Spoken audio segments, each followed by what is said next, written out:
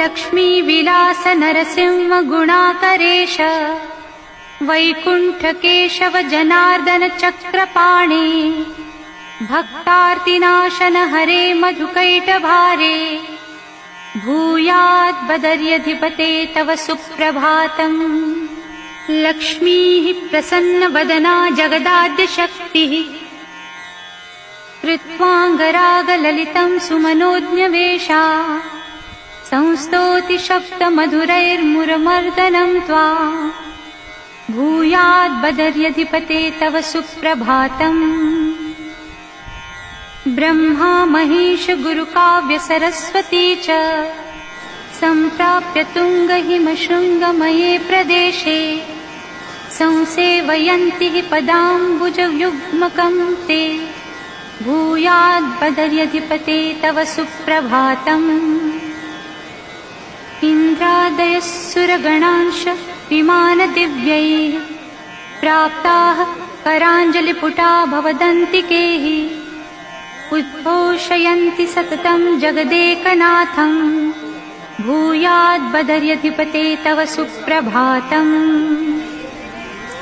सूर्यादयो ग्रहगणा नभस्स्थले च दस्रादितारकगणैः सहिता सुनम्राः मन्दारचम्पककरा बहुपुष्पयुक्ताः द्रष्टुं बदर्यधिपते तव सुप्रभातम्।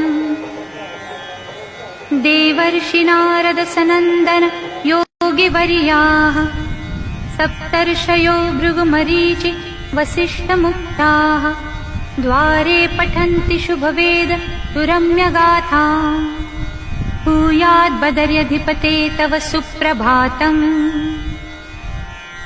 रम्भादयोऽप्सरगणाः सह नृत्यगीतैः गन्धर्वतुम्बुरुमुखाः सह वाद्यघोषैः गायन्ति गीतसरसैरिह कीर्तिपुञ्जम् भूयात् बदर्यधिपते तव सुप्रभातम्। श्रीशङ्करार्यमुनिमध्वमहायतीन्द्राः रामानुजार्य प्रभुवल्लभदेशिकेन्द्राः गाथा विरच्य निगमागमतत्त्वसाराः नित्यं जगुस्तव यशो विमलं प्रभातम्। भास्वानुदेति विगता हिमशीतबाधा स्नात्वा च वह्निसलिले खलु यात्रिणो हि नीत्वोपचारनिचयाः प्रभुदर्शनार्थम् तिष्ठन्ति चत्वरमुखे तव सुप्रभातम्।